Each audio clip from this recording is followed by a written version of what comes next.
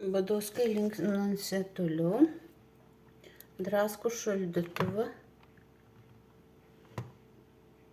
77 amperai, 78 net. 159 vatai. Įrenginiai yra klaidinami. Tai yra tik šaldytuvas. Šaldytuvo garsas viršyje 69 decibelus. Elektros vagystė vyksta toliau.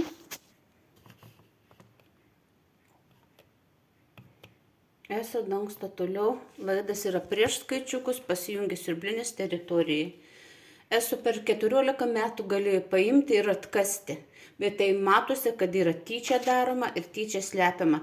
Eso prisideda prie pasikėsinimų į mūsų gyvybės. Tai yra į mano vaikų ir mano gyvybę.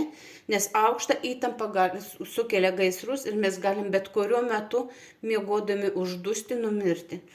Eso ignitis, policija Telšių taipogi prisideda prie pasikėsinimo į mūsų gyvybės.